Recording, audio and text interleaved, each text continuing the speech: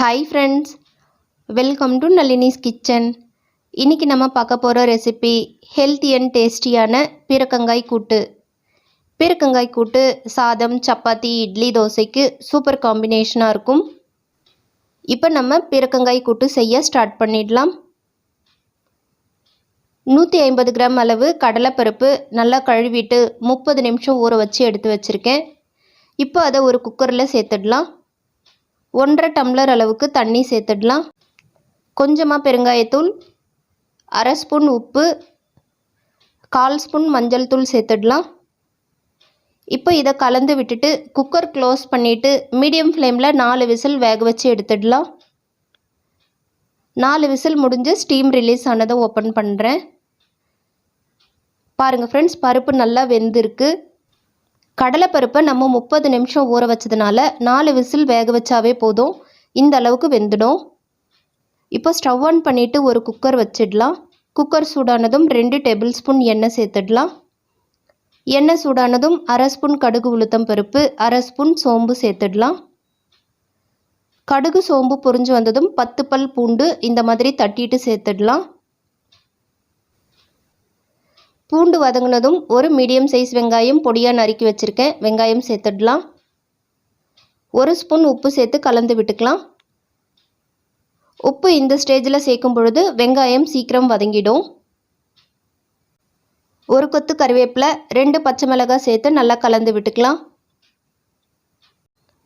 வெங்காயம் இந்த அளவுக்கு நல்லா வதங்கினதும் 2 மீடியம் சைஸ் தக்காளி பொடியாக கட் பண்ணி வச்சுருக்கேன். இப்போ தக்காளி சேர்த்துடலாம்.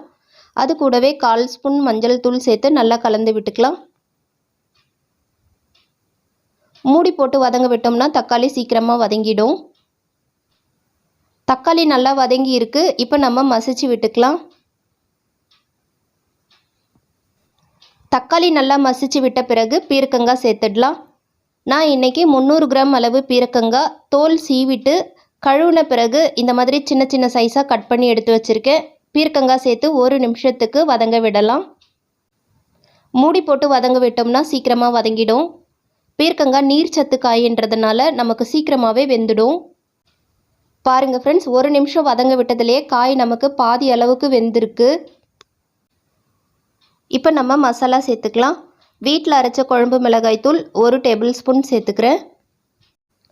உங்ககிட்ட குழம்பு மிளகாய்த்தூள் இல்லைன்னா 1 ஸ்பூன் தனி மிளகாய்த்தூள், 1 ஸ்பூன் மல்லித்தூள் சேர்த்துடுங்க. 1 நிமிஷத்துக்கு நல்லா வதங்க விட்டுக்கலாம்.